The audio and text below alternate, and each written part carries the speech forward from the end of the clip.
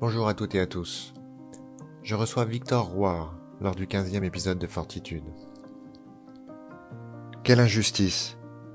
L'odeur de poudre, de sang, toutes ces vies perdues ou sur le point de l'être autour de moi me donnaient l'impression d'être un soldat à l'agonie sans avoir combattu.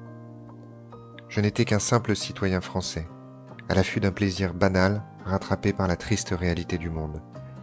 Paris était ce soir plongé dans les ténèbres.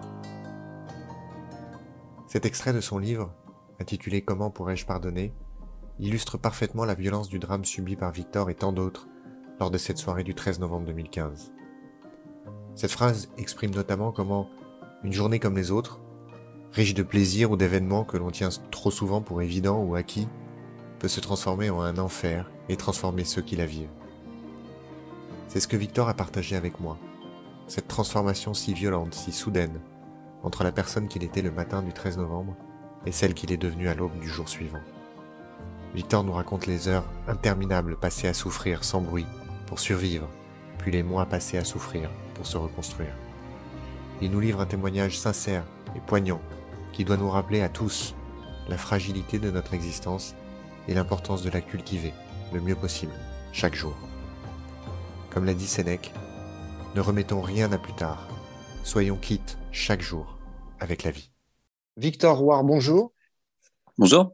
Alors, pour ceux qui ne vous connaissent pas, vous avez aujourd'hui 35 ans, vous êtes journaliste, vous êtes aussi, je l'ai noté, passionné de musique, et notamment de rock, on peut le dire. C'est pas totalement anodin dans votre histoire, puisque c'est notamment cette passion de la musique qui vous a conduit à vous rendre à Paris un week-end du 13 novembre 2015 pour assister à plusieurs concerts. Je crois que vous aviez un programme qui était assez chargé puisque vous deviez aller voir le groupe U2, les Foo Fighters et les Eagles of Death au Bataclan. Donc, vous étiez effectivement présent ce jour funeste. Avant de rentrer justement dans ce récit et d'écouter votre témoignage, qui d'ailleurs est relaté de manière assez précise et très engagée. Et moi, j'ai beaucoup aimé votre récit, justement parce qu'il y a un côté très engagé. Vous avez, je le dis tout de suite, publié un livre aux éditions de l'Observatoire qui s'appelle « Comment pourrais-je pardonner ?», que vous avez coécrit avec Luc-Antoine Lenoir, qui est présenté d'ailleurs comme le récit sans concession d'un rescapé du Bataclan contre le fanatisme. Alors bien évidemment, on reviendra sur votre livre au cours de notre entretien. J'y ai relevé un certain nombre de passages qui sont intéressants. Alors tout est intéressant dans le livre, mais en tout cas j'en ai relevé des passages qui sont intéressants, notamment par rapport aux thématiques que j'aime aborder dans Fortitude. Mais alors justement, ce qui m'intéressait de vous poser comme question, c'est j'ai déjà évoqué avec certains de mes invités cette approche qui consiste à considérer que finalement on est en permanente évolution et qu'on n'est pas la même personne qu'on était hier, on n'est pas la même personne que celle qu'on sera demain et encore moins un an auparavant ou 10 ans auparavant. Et un peu comme un logiciel, on a des versions qui se téléchargent, qui se mettent en place au gré de nos expériences, de nos découvertes, etc. et qui nous font justement évoluer. Et parfois, je pose la question à mes invités, je leur demande, mais à quelle version de votre logiciel estimez-vous vous trouver? Et alors, justement, je voulais vous demander, ce matin du 13 novembre 2015, qui vous pensez que vous étiez, en tout cas, à quelle étape finalement, à quelle évolution de votre vie vous vous trouviez? Parce que vous l'évoquez d'ailleurs dans le livre, j'ai relevé ces expressions, vous parliez d'une anxiété par rapport à une absence de situation professionnelle, une phrase d'ailleurs très jolie que vous avez écrite, vous parliez de mélancolie des trajectoires manquées. Est-ce que vous pouvez nous en dire un petit peu plus sur votre version du logiciel au matin de ce jour qui a été bien évidemment si déterminant et si important dans votre vie pour la suite? Alors, le matin du 13 novembre 2015, effectivement, j'avais 29 ans à ce moment-là et j'étais assez anxieux, assez triste, disons, de mon parcours parce que j'avais l'impression d'avoir sauté d'échec en échec. En fait, tout simplement d'abord d'un point de vue professionnel parce que j'avais du mal à trouver ma voie. Je savais pas exactement à ce moment-là quelle suite je vais donner à ma vie. De ce point de vue-là, il y avait aussi divers paramètres qui m'inquiétaient. Enfin, disons que voilà, j'étais pas très bien dans ma peau à ce moment-là. Bon, je j'avais pas une mauvaise vie, hein, j'étais même plutôt content, je dirais, de ma vie sociale, niveau santé, ça allait, niveau familial, tout ça. Donc non, il y avait beaucoup de points positifs, mais voilà, je sentais qu'il manquait quelque chose, il me manquait un élan. Voilà, je sentais que j'étais pas à l'aise à ce moment-là, et effectivement, j'en parle dans le livre. D'ailleurs, mon livre commence comme ça, où je raconte un petit peu mon état à ce moment-là, et voilà, j'ai l'impression de me chercher, voilà, de constamment essayer de chercher comment dire, je dirais des routes qui pourraient me mener quelque part. J'avais énormément de doutes sur mes capacités aussi. Quel serait mon avenir? Enfin, je me posais beaucoup de questions. J'étais très angoissé par rapport à ça. Et donc voilà. Et donc surgit à ce moment-là cet épisode tragique du 13 novembre 2015, et qui va amener, bon, évidemment, par la suite, de nombreux changements, je dirais, psychologiques, voilà, sur ma personne, et donc beaucoup de choses ont changé à partir de là. Est-ce que vous diriez que vous étiez à l'époque, on a bien compris que vous étiez anxieux, vous vous posiez un certain nombre de questions sur le sens de peut-être le sens de votre vie, ou en tout cas sa direction.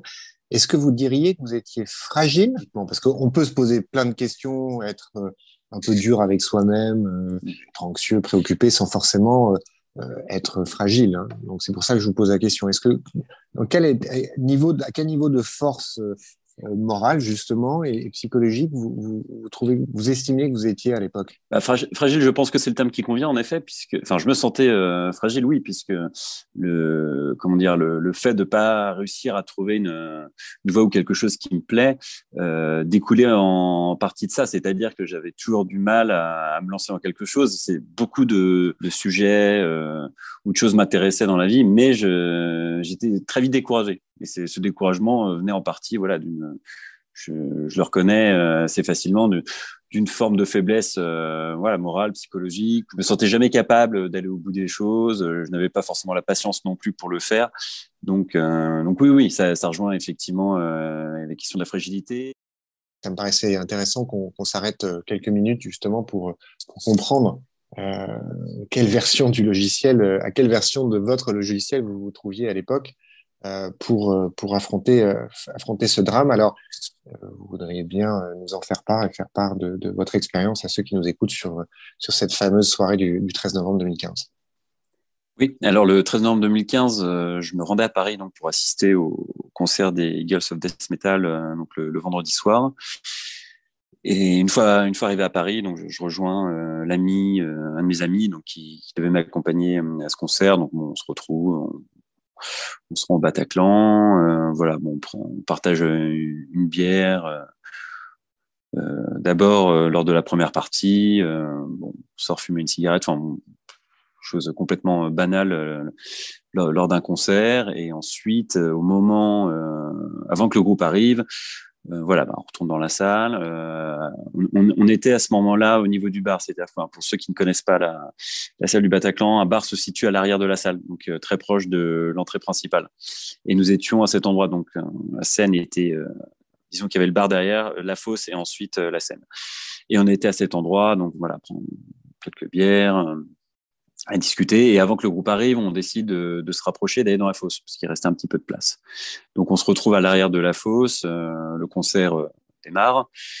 Voilà, bon, les titres se succèdent, et au bout d'un moment, une inquiétude grandit en nous. Enfin, on commence à se regarder, on se pose des questions. T'as entendu ce bruit, c'est bizarre, que se passe-t-il? Donc, au départ, ce qui est une simple interrogation devient une inquiétude, et ensuite cette inquiétude va crescendo. On sent il y a des bruits très bizarres. J'aurais du mal à les décrire, mais disons que c'est, voilà, au départ on pensait qu'il s'agissait de problèmes techniques dus à un ampli ou ce genre de choses, et finalement on s'aperçoit que c'est pas normal pour être allé quand même pour avoir assisté à un non conséquent de concert. Voilà, on dit non, c'est pas normal. Il se passe quelque chose, et on sent que les personnes autour de nous, pareil, sont prises de la même voilà, angoisse. On se demande ce qui se passe, et en fait, voilà, les bruits sont de plus en plus pressants. Enfin, je sens que ce sont des bruits, voilà, comme des détonations, mais à vitesse rapide. Donc, en l'occurrence, il devait s'agir évidemment des tirs d'armes automatiques.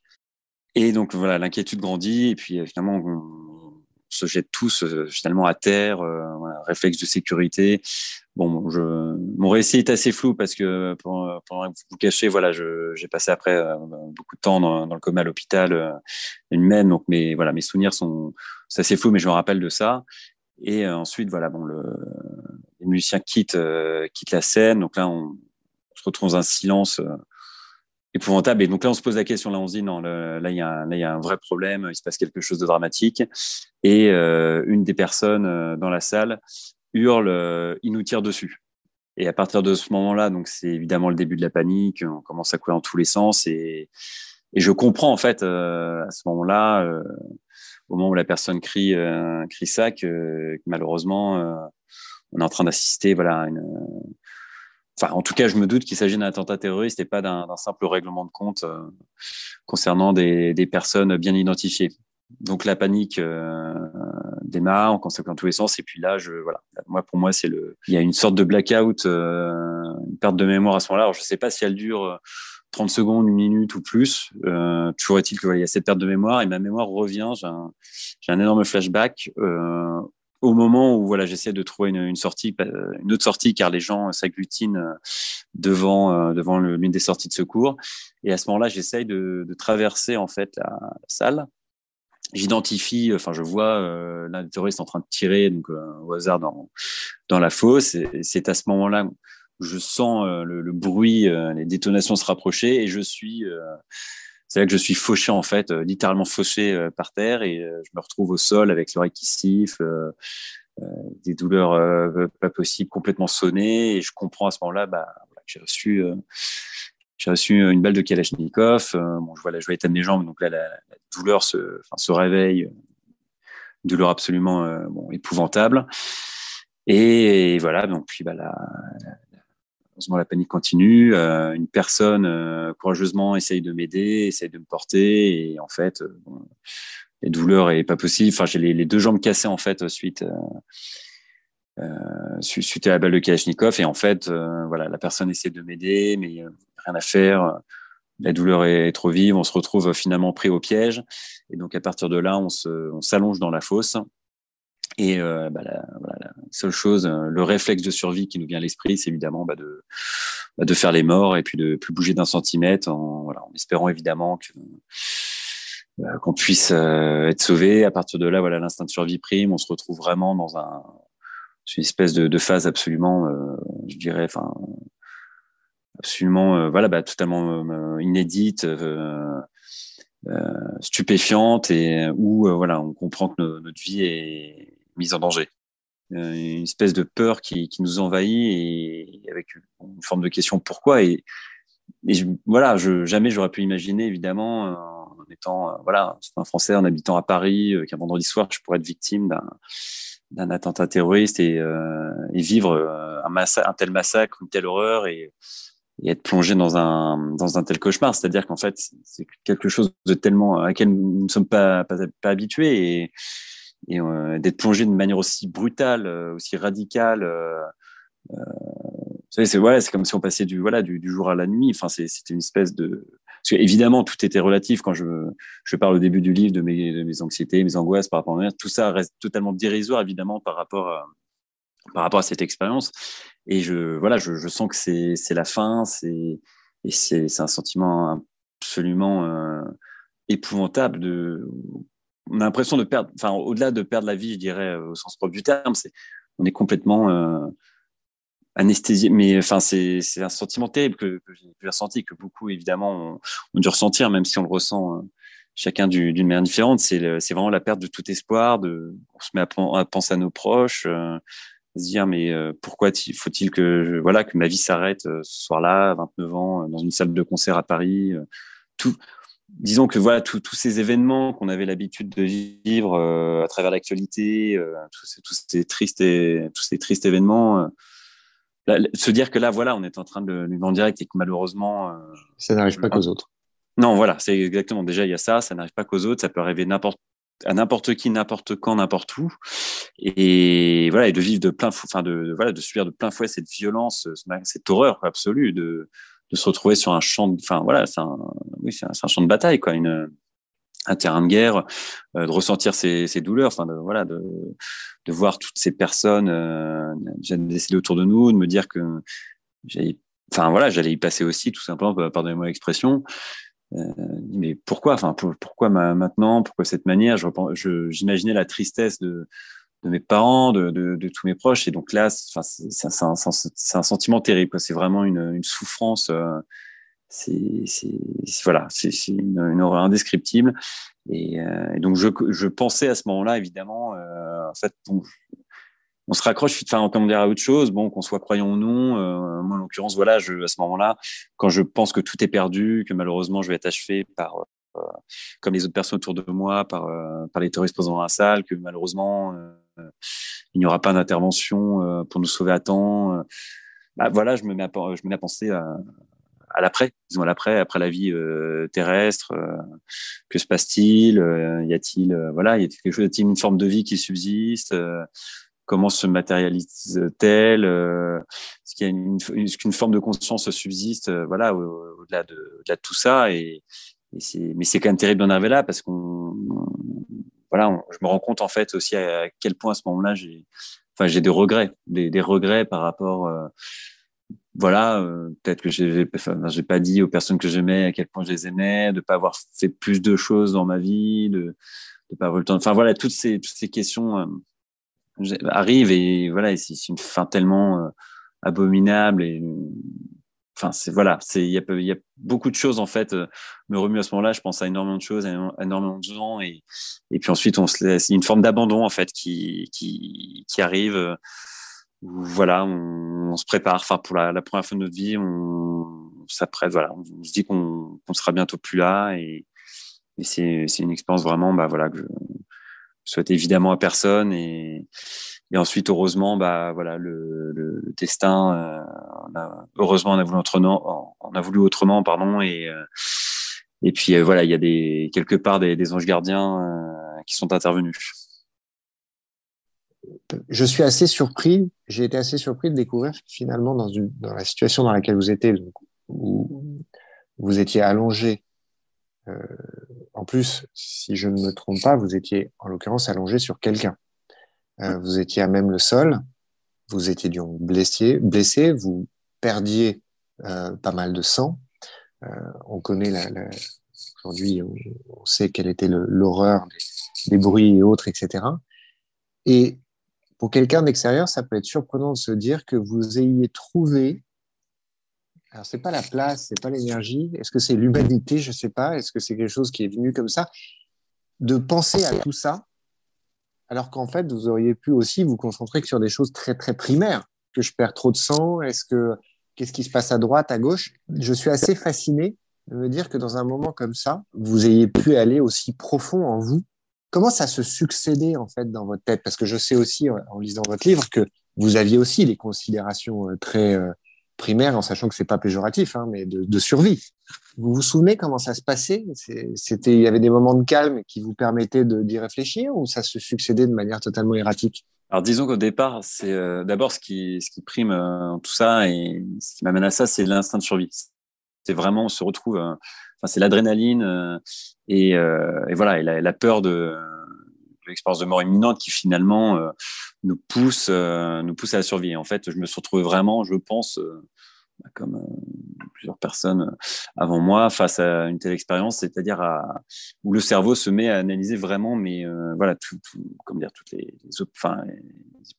tout ce qui est nécessaire, disons, pour que la vie, pour qu'on soit maintenu en vie finalement. Donc voilà. Donc, au départ, je me retrouve blessé. Bon, on se retrouve par terre. Au début, disons que il n'y a pas encore le sentiment de désespoir, c'est-à-dire que bon, je sais que je suis en train de perdre du sang, que je suis blessé, qu'il faut que les forces de l'ordre interviennent pour qu'on puisse avoir un espoir. Donc il y a évidemment à la fois le côté physique, nickel. Ensuite, je pense aussi à d'autres choses. Je me dis voilà, si c'est une intervention que je suis encore dedans, on peut être des dommages collatéraux. Enfin bref, c'est vrai que je pense énormément à ce genre de choses, mais parce que voilà, il s'agit juste on arrive à l'instinct le plus primaire, le plus primitif de l'homme, c'est-à-dire la survie. La survie, que faut-il faire pour survivre dans un dans un contexte hostile, et plus qu'hostile et barbare comme celui-là. Donc voilà. Donc, à partir de ce moment-là, je pense qu'en fait, chacun de nous peut être confronté, enfin, qui sera confronté à ce genre d'expérience. Voilà, son cerveau qui se mettra en marche pour trouver en fait la force, je dirais, et la force d'analyse pour pouvoir survivre à tout ça. Ensuite, voilà, c'est dans un second temps où la situation me paraissait tellement désespérée que là, j'entends en fait.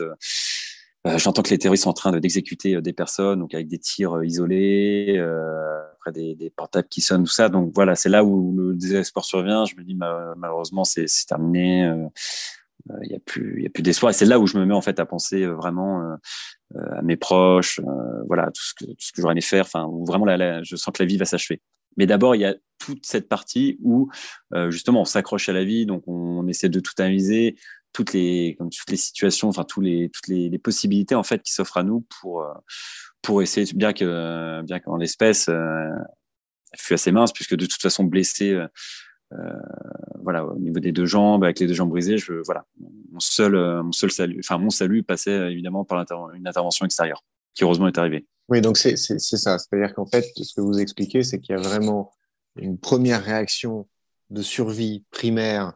Tous vos sens sont en éveil, vous analysez, vous cherchez à fuir, etc. Et ensuite, quand vous rentrez dans une deuxième phase, parce que c'est vrai que l'événement, sa particularité et son côté aussi effroyable, c'est sa durée. Ça a été très long. C'est une situation qui a duré très longtemps. Et donc, voilà, une fois que vous n'aviez plus la possibilité d'agir pour survivre et que vous étiez finalement relativement statique, c'est là où le cerveau a pris le pas et vous avez commencé, si vous me permettez l'expression, à cogiter. On parlait d'humanité là il y a quelques minutes. Ce qui est aussi frappant dans votre témoignage, c'est à quel point vous mettez en valeur justement l'humanité et la solidarité et puis non, mais finalement je peux pas le décrire autrement. C'est l'humanité, c'est des valeurs humaines dont vous avez été soit témoin, soit bénéficiaire d'une certaine manière. Et je pense notamment à cette personne qui était à côté de vous quand vous étiez allongé et qui vous a d'abord essayé de vous aider, mais qui vous a aussi soutenu psychologiquement, non? Oui, tout à fait. D'ailleurs, cette personne que j'ai eu la chance de revoir ensuite a aidé aussi de nombreuses personnes. C'est-à-dire qu'en fait, en l'occurrence, il était très, je dirais, comment dire, calme par rapport à la situation d'effroi que nous étions tous en train de vivre. Et c'est vrai qu'il a été d'une aide précieuse. Enfin, d'abord, bon, il avait essayé de m'aider après avoir été touché par la balle, mais aussi effectivement lorsque nous étions allongés, donc il y avait différentes victimes autour de moi, à gauche, à ma droite, en face. Enfin voilà, c'était vraiment et tout un groupe, donc il était difficile pour moi d'identifier vraiment les personnes à ce moment-là, mais voilà, il y a je dirais voilà un sentiment de solidarité qui s'est dégagé de ça, c'est-à-dire que bon, on faisait mort, on bougeait pas d'un centimètre, mais on essayait de se calmer les uns les autres, de chuchoter, d'échanger. Et cette personne à laquelle vous faites référence, effectivement, était voilà une aide assez précieuse, puisqu'en plus, au-delà de réussir un petit peu à calmer, je dirais, les autres personnes qui étaient autour de nous en pleurs, qui était sous le choc. Il est à la fin, voilà, lorsque la BRI est intervenue, il est allé voir aussi un membre de la BRI pour dire qu'il y avait des blessés par là, donc en montrant notre direction. Donc non, je pense qu'il a été d'une aide vraiment importante. Et puis on voit, voilà, dans ce genre de situation, oui, voilà, l'humanité, la solidarité qui se dégage de situations qui peuvent paraître perdues ou en tout cas qui sont dramatiques et très alarmantes. Et voilà, après on peut jamais imaginer comment on va réagir dans ce genre d'événements. Enfin voilà, moi je sais par exemple que j'ai une forme de soulagement à la fin quand j'ai vu que la BRI intervenait. Bon, je ne considérais pas comme tiers d'affaire pour autant, mais voilà, je me rappelle avoir eu cette phrase, c'est bon, ils arrivent, ça va aller. Enfin, voilà, on oscille vraiment entre espoir, désespoir, mais tant tant qu'on reste en vie, en fait, et ça, c'est une sorte de troisième phase, mais plutôt, je dirais, de première phase bis. Après ce que j'ai raconté, c'est-à-dire qu'on revient où finalement, on retrouve un petit peu d'espoir. La situation ne semble plus si désespérée, mais bon, on reste quand même dans une situation critique. Et donc voilà, on s'accroche à ça.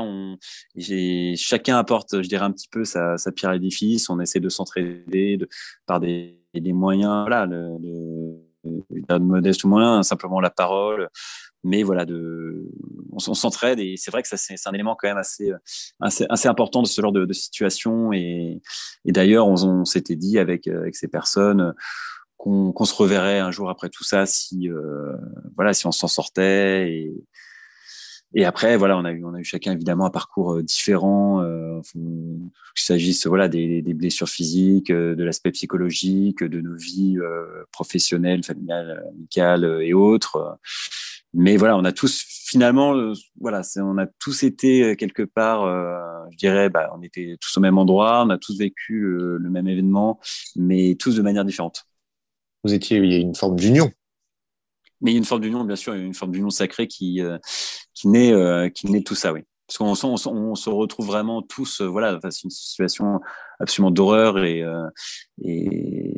voilà, en fait, on se retrouve finalement, je dirais que c'est un peu voilà, face à la barbarie, face au djihadisme qui est en face, voilà, on se retrouvait, nous, je dirais, voilà, en train de s'entraider, et puis c'est là qu'on voit qu'évidemment on n'avait rien à voir avec ce genre de personnes. Pour ceux qui nous écoutent et qui ont peut-être pas le déroulement des événements précis en tête, l'intervention des forces de l'ordre s'est faite en 2 temps. Vous me corrigez si je me trompe, puisqu'il y a eu la première intervention, c'est celle de ces 2 officiers de police de la BAC qui en fait étaient dans le coin quand ils ont reçu l'appel et qui ont décidé de rentrer alors que leur dispositif ne permettait pas du tout, au vu des événements, de rentrer, puisqu'ils étaient que 2, ils étaient bien évidemment pas équipés, ils n'avaient que leur arme de poing de service, et ils ont quand même, si je ne me trompe, abattu un des terroristes.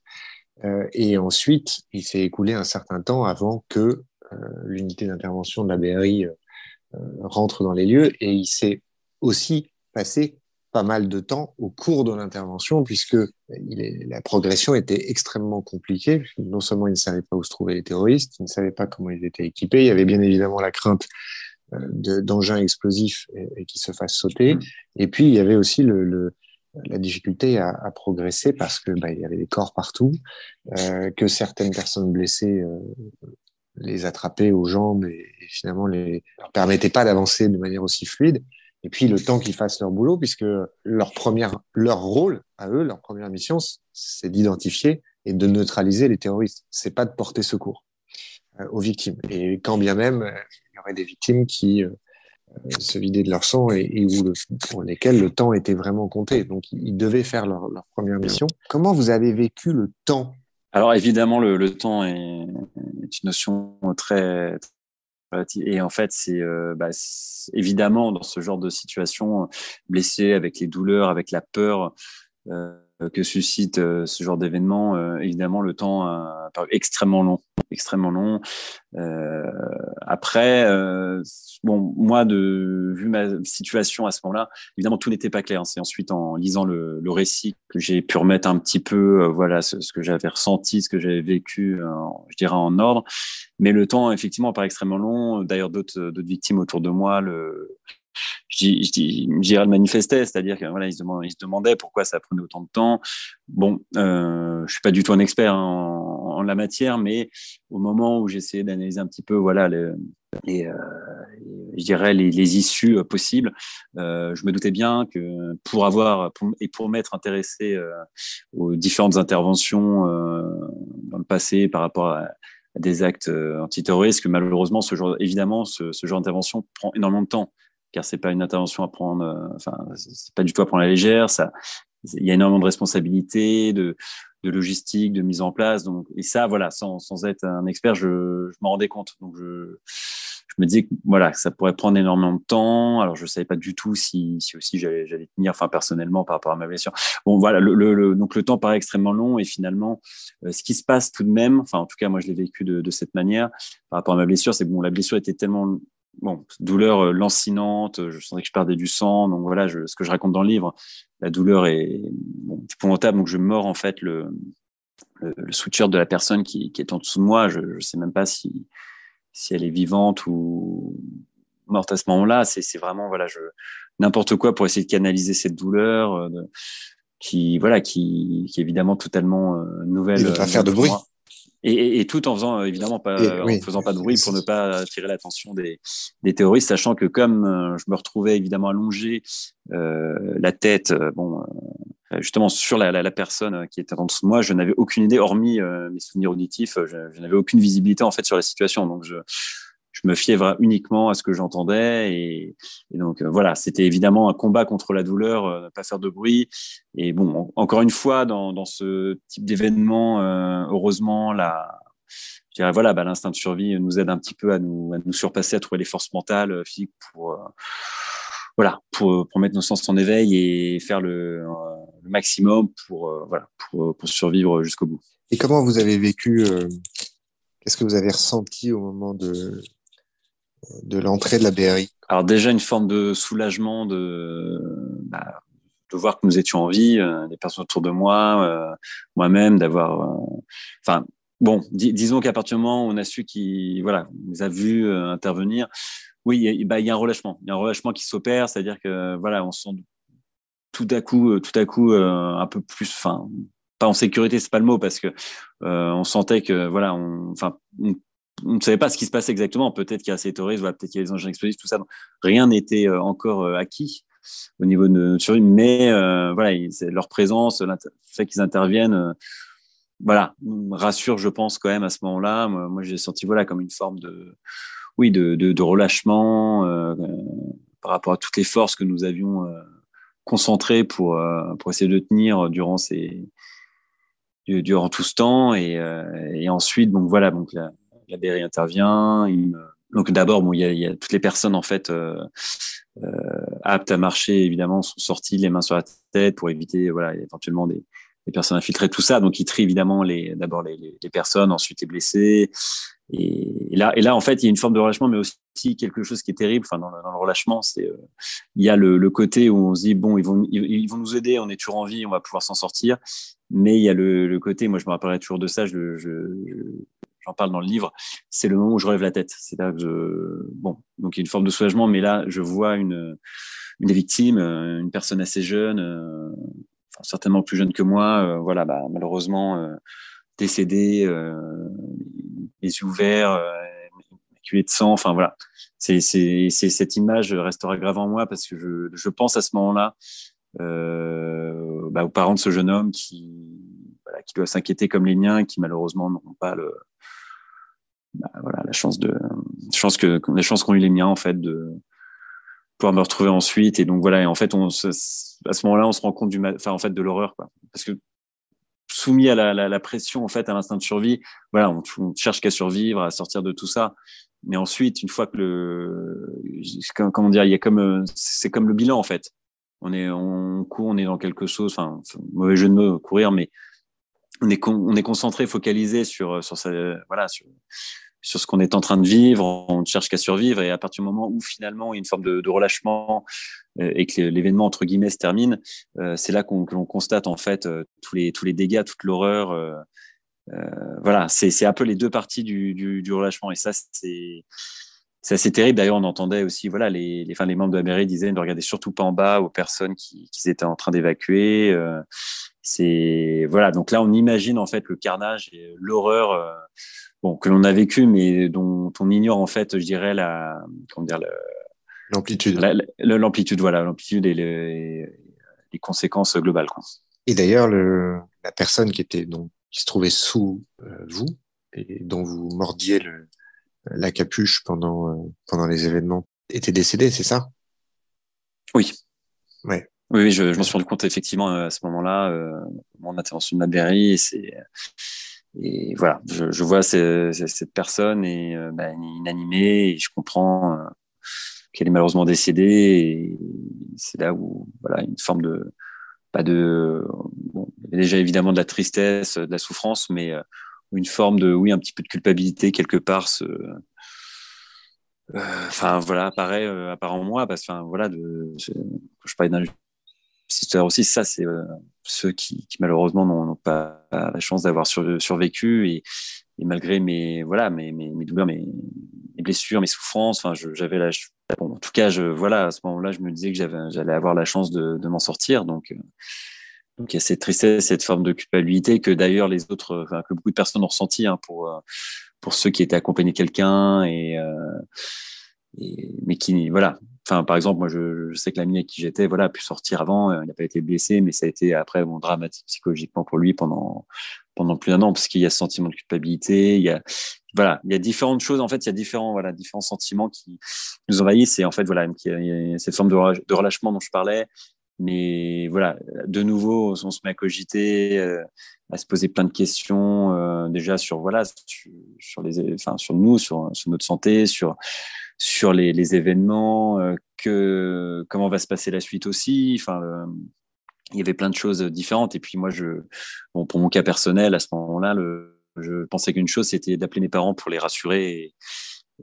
À partir du moment où la BRI m'avait sorti de la salle, j'étais convaincu qu'ils étaient au courant de ma présence au Bataclan et je n'osais même pas imaginer la détresse dans laquelle ils devaient se trouver. Donc voilà, à ce moment-là, je ne cherchais qu'une chose, c'était d'essayer de les joindre pour les rassurer. Alors là, ensuite, vous êtes pris en charge par les services de secours. Vous expliquez dans le livre la nature exacte de votre blessure. Vous avez en fait pris une balle qui a traversé votre jambe et qui a impacté l'autre, c'est ça? Oui, elle a traversé en fait la jambe gauche, donc en endommageant énormément la jambe gauche. Et ensuite, la balle a traversé et est venue se loger dans ma jambe droite. Tout en cassant aussi les os, enfin voilà, double fracture tibia-péronée avec perte cutanée des deux côtés. Donc là, du coup, vous êtes pris en charge, vous allez à l'hôpital et je vous avoue que quand j'ai découvert votre livre, j'ai été surpris parce que finalement, votre récit porte beaucoup plus en termes, en tout cas, alors ça se mesure pas au kilo, hein, bien évidemment, et au nombre de pages, mais vous racontez beaucoup plus finalement cette nouvelle phase, cette nouvelle épreuve qui est quand même aussi extrêmement douloureuse, exigeante et enfin voilà, vous l'expliquez très bien, qui est la phase d'hospitalisation et ensuite de rééducation. Mais vous rentrez presque plus dans le détail, vous la racontez davantage que finalement la phase du Bataclan en elle-même. Moi, j'ai vraiment ressenti ça, c'est-à-dire comme si finalement votre plus gros combat aurait presque été mené après. Alors oui, je pense que c'est une analyse assez juste, effectivement. Alors je vais expliquer tout ça.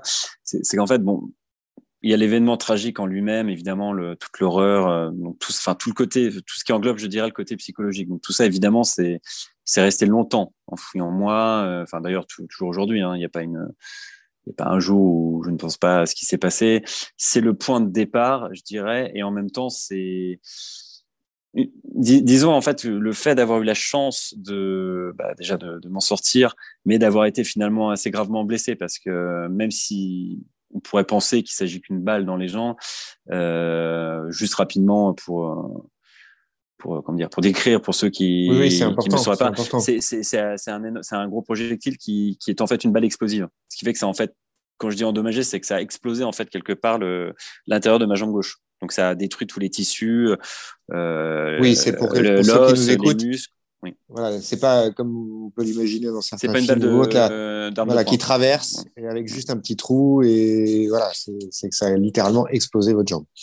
Voilà, et donc ça a détruit, enfin ça explose donc un peu la jambe gauche et ça a aussi cassé la jambe droite. Donc beaucoup de pertes de sang, tout ça, et donc finalement je me suis retrouvé après en avoir parlé avec mon chirurgien, bon, quelques temps plus tard, une fois que j'étais tiré d'affaire, il m'a dit que ça s'est déjoué à une vingtaine de minutes, ce qui est vraiment pas énorme quand on y repense. Donc voilà, donc en fait oui, pour en revenir à votre question, en fait, c'est à partir du moment où je me suis retrouvé, enfin j'ai pu me sortir de tout ça, mais voilà, donc à l'hôpital avec des blessures quand même importantes. Bon, il y avait tout l'aspect psychologique évidemment qui dominait. Enfin, c'était l'horreur. Mais je reconnais.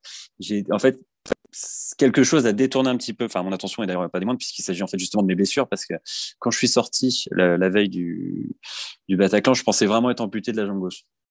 Donc bien que j'étais vivant, je m'attendais évidemment à vivre une vie enfin épouvantable d'une manière psychologique ensuite, en plus en étant amputé d'une jambe, enfin je sais que ma vie serait plus du tout la même, voilà, qu'elle serait totalement bouleversée par tout ça, que ce serait un choc absolument horrible et que je pourrais jamais m'en remettre. En fait, finalement, ça c'était vraiment mon sentiment principal lorsque je suis sorti. Et finalement, si vous voulez, le lendemain, bon, mes chirurgiens me disent que voilà, la jambe droite, c'est bon, ils vont pouvoir la réparer. La jambe gauche, c'est pas du tout sûr. Donc, ils sont assez pessimistes au départ.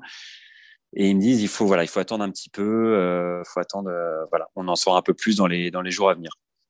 Et au fur et à mesure que mes premiers jours en réa, voilà, se passent, bon, les signes positifs apparaissent, c'est-à-dire que finalement la circulation bon, marche, mais mes orteils réagissent au niveau de la jambe gauche. Bon, je veux pas rentrer dans les détails, mais ça me paraît quand même important de décrire un peu ce phénomène. Et finalement, cet espoir, une forme d'espoir qui renaît par rapport au fait que je puisse conserver ma jambe et donc un jour remarcher, je dirais, de manière normale.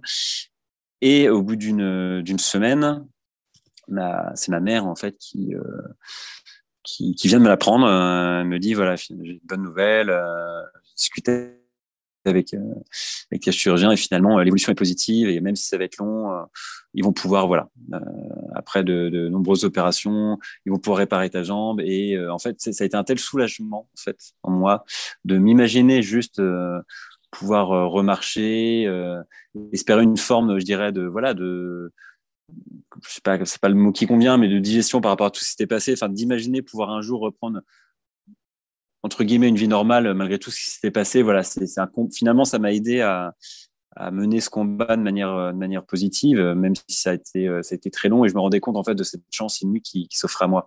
La chance évidemment de m'être sorti vivant et en plus de pouvoir un jour éventuellement aspirer à retrouver voilà une vie à peu près normale. Vous l'écrivez dans le livre, quand vous apprenez que ça va être compliqué, comme vous venez de l'expliquer, ça va être long, ça va être dur, mais voilà, il y a un vrai espoir de retrouver une vie normale. Vous écrivez: je repensais ce soir-là à mes habituels vendredis, lors desquels je préparais dans l'allégresse mes sorties du week-end. Un monde s'était écroulé. Plus de soirées, plus de balades, ni de sport, plus même aucun des actes les plus anodins du quotidien.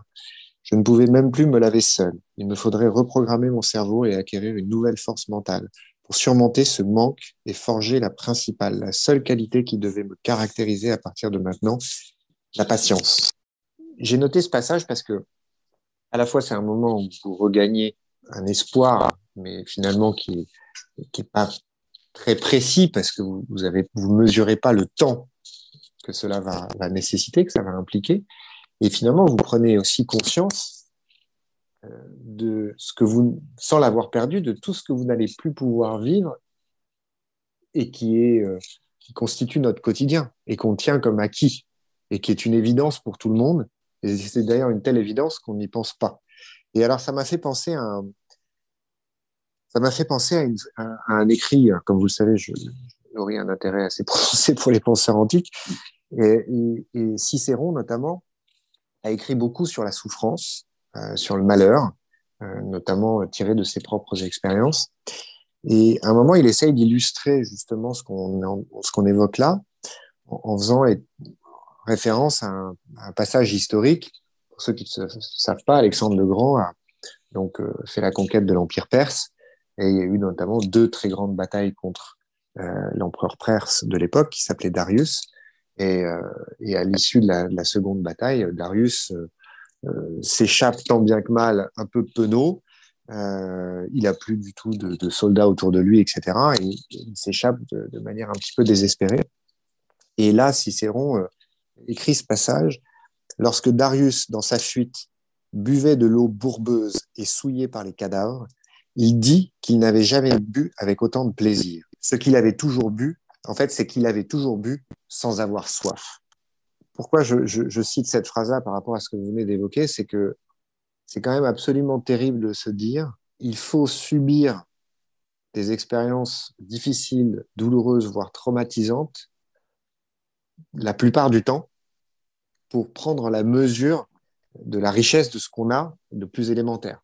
Et vous le dites, quand vous dites préparer une soirée, faire du sport, enfin marcher dans la rue, etc. C'est ça que vous exprimez. Est-ce que c'est vraiment ça que vous avez ressenti et comment vous le vivez depuis? Je trouve que c'est une très bonne illustration. C'est ça en fait. C'est vraiment comment dire. Oui, on se rend pas compte de la chance qu'on a. Enfin moi en l'occurrence, voilà, je souffrais, je manquais d'absolument rien avant ça. Mais malgré tout, voilà, je me sentais pas heureux. Enfin, je ressentais des manques.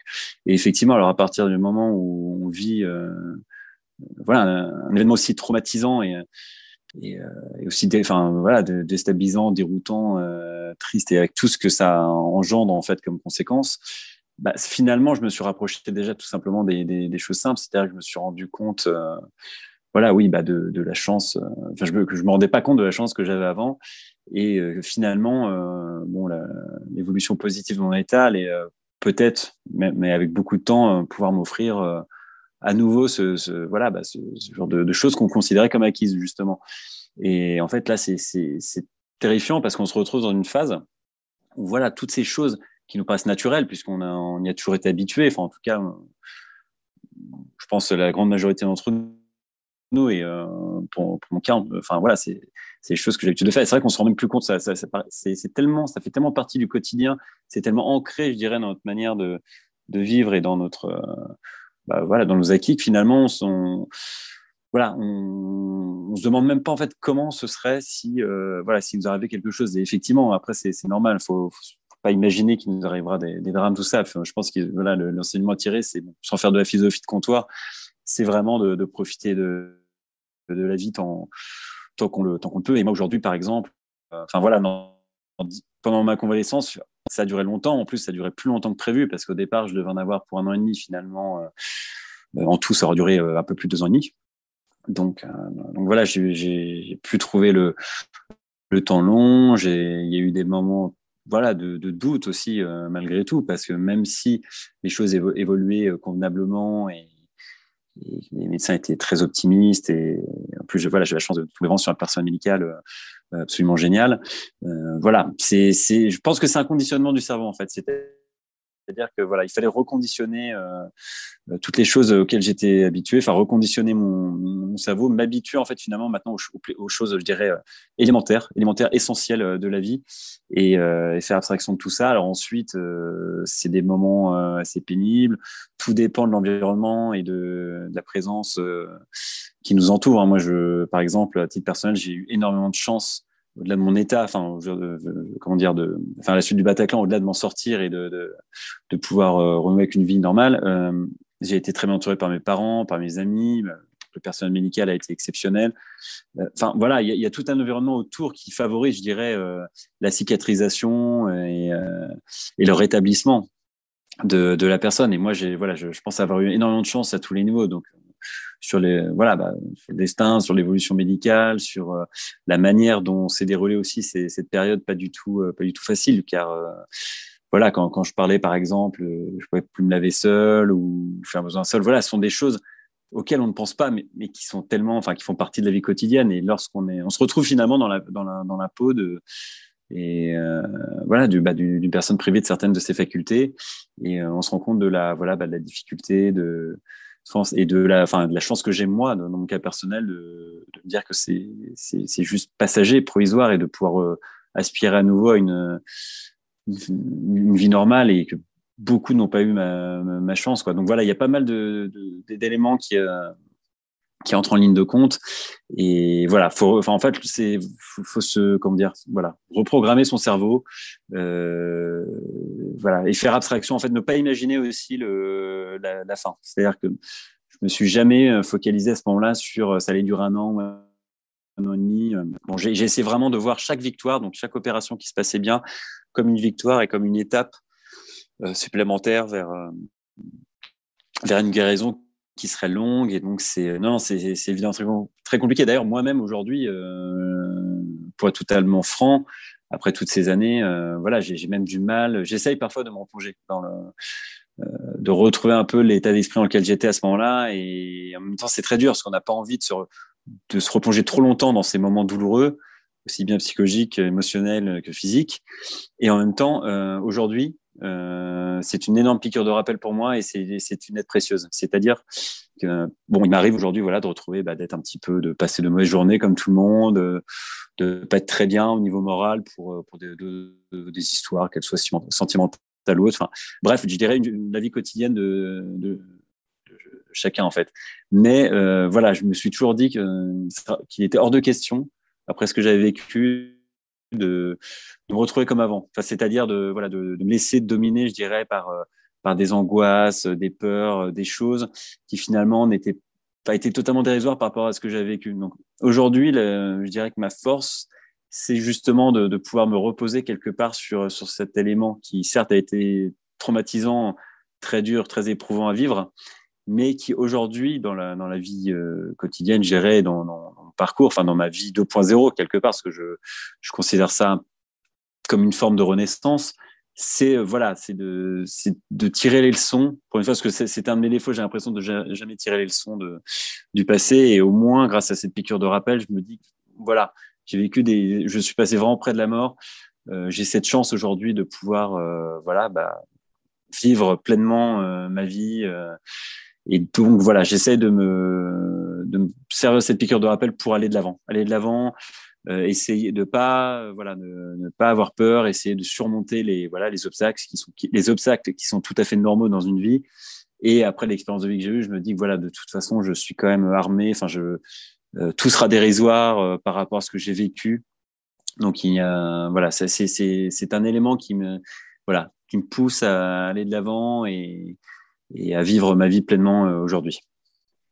Alors, merci beaucoup pour ce témoignage et ce que vous venez de partager là, parce que c'est vraiment, on est dans le cœur, dans l'essence de ce que j'essaye de transmettre grâce aux témoignages de mes invités dans Fortitude.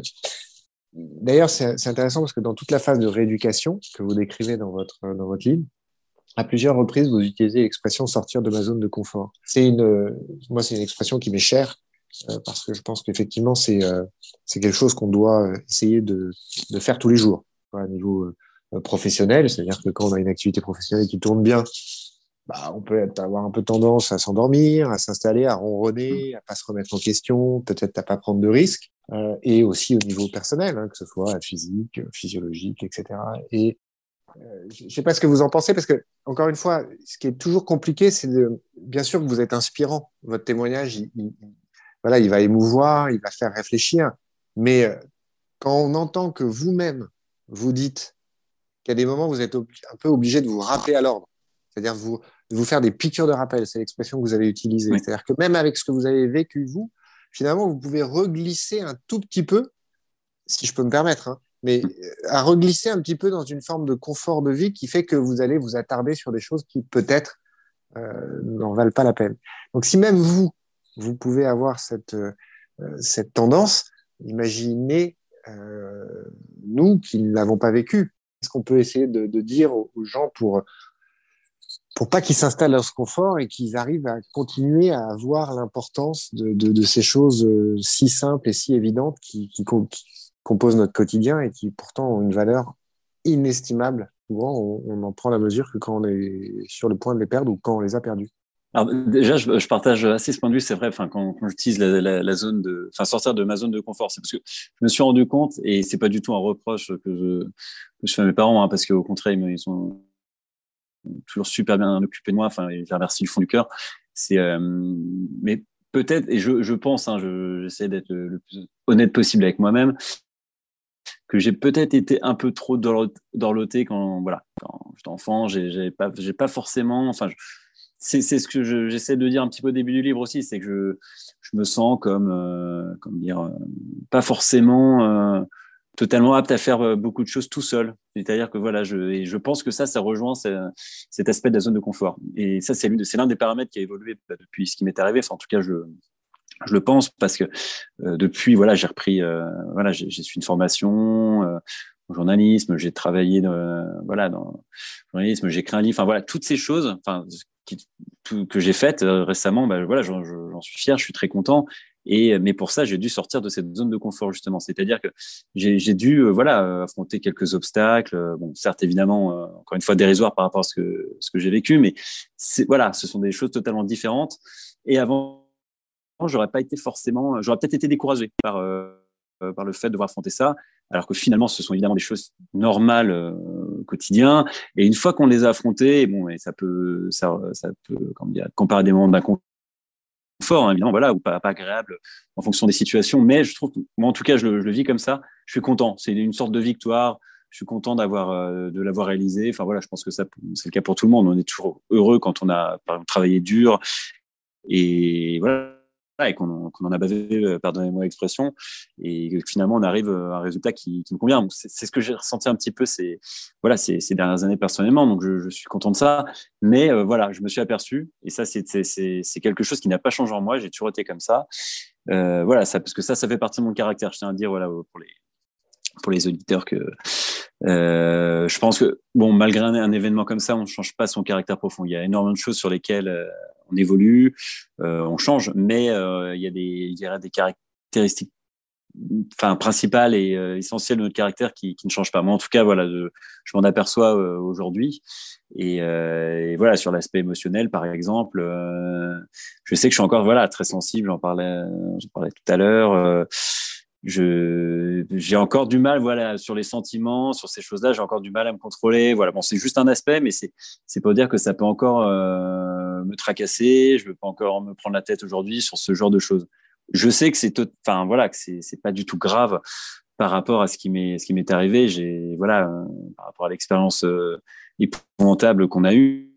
Et c'est pour ça, quand je parle de piqûre de rappel, c'est pour essayer de dire non, mais voilà, t'as vécu pire, c'est pas grave, ça va aller. Donc il y a une forme d'optimisme quand même qui est en moi, et ça c'est un sentiment nouveau parce que je suis de nature quand même très pessimiste normalement.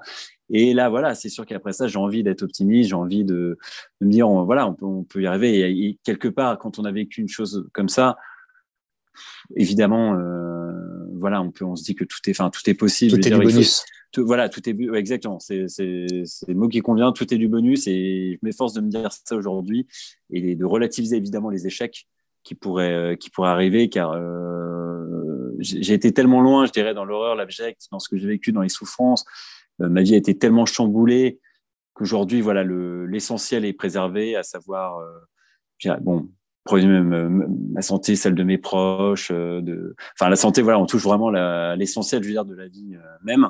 Et ensuite, d'un point de vue, voilà, social, économique, enfin amical évidemment, mais et autres, et tous les aspects, enfin sur tous les aspects de la vie, je n'ai pas à me plaindre du tout. Enfin, j'ai plutôt la chance de pouvoir savourer une vie à nouveau riche de plein de choses. Donc j'essaie juste, je dirais que l'important c'est de pas se changer soi-même, mais en tout cas, enfin, d'aller de l'avant, sortir de sa zone de confort, et évidemment, mais vivre sa vie, je dirais, de manière plus intelligente. Enfin, pour mon cas personnel, en tout cas, par rapport à la personne que j'étais le 13 novembre, avant que l'attentat survienne, et la personne que je suis aujourd'hui. Je m'aperçois que voilà, il y a beaucoup de choses sur lesquelles j'évolue, je suis plutôt satisfait, d'autres sur lesquelles je reste le même, mais ça fait partie de mon caractère, donc j'essaie juste voilà d'être plus lucide, d'essayer de travailler voilà sur ces aspects-là.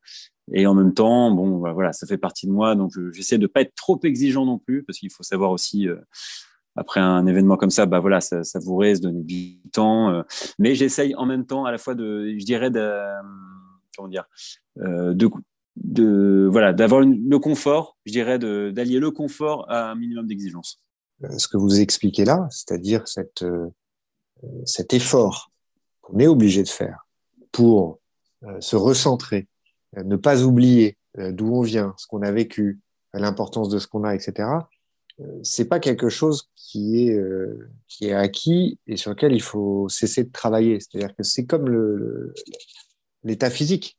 Si vous arrêtez de faire du sport et que vous mangez n'importe comment, même si vous avez été très sportif pendant une partie de votre vie, bah vous allez finir en surpoids et à faire une crise cardiaque, peu importe ce que vous avez fait avant. Et l'état psychologique, l'approche de la vie, c'est la même chose. C'est-à-dire que si vous lâchez prise, si vous vous souvenez pas, si vous faites pas l'effort de vous souvenir, si vous réfléchissez pas sur ce que vous faites et ce que vous voulez faire, bah, il y a un moment où les acquis de votre expérience Même vous, vous êtes obligé de revenir dessus. Et en fait, on est tous logés à la même enseigne et que on doit jamais rien tenir pour acquis, même dans nos réussites, et qu'il faut une discipline du quotidien. Et d'ailleurs, j'ai envie de terminer par ce passage de votre livre qui, selon moi, résume très bien ce qu'on vient de se dire. Vous écrivez: 5 ans et demi après les attentats qui ont bouleversé mon existence, je mesure le chemin parcouru d'un point de vue personnel. Cette chance de continuer à vivre et d'en savourer chaque moment dans un environnement favorable après avoir vécu tant d'épreuves douloureuses. Cette nouvelle vie qui a été possible grâce à des personnes qui ont directement ou indirectement apporté leur pierre à l'édifice et qui m'ont permis de lui donner un sens. Aujourd'hui, je me sens épanoui sur tous les plans: santé, famille, amis, situation professionnelle, matérielle et affective. Je me sentirai éternellement redevable à l'égard de ces héros de l'ombre et de ces soutiens qui m'ont tant apporté dans les moments difficiles. Mes joies leur sont entièrement dédiées. Chaque lever et chaque coucher de soleil me procure la sensation de prolonger un bonheur inattendu. Chaque événement, petit moment, me procure un plaisir décuplé. Une belle façon de revenir sur ma première question, qui était celle de la version du logiciel, et vous y avez répondu, c'est-à-dire qu'aujourd'hui, bien évidemment, vous n'êtes plus le Victor Ward du matin du drame, et on voit effectivement le chemin parcouru, et merci beaucoup. Je ne sous-estime absolument pas la difficulté que ça peut représenter et les émotions que ça peut provoquer chez vous, le fait de vous replonger dans ces événements. Et je vous remercie du fond du cœur d'avoir accepté de les partager sur Fortitude. Je vous en prie, merci à vous.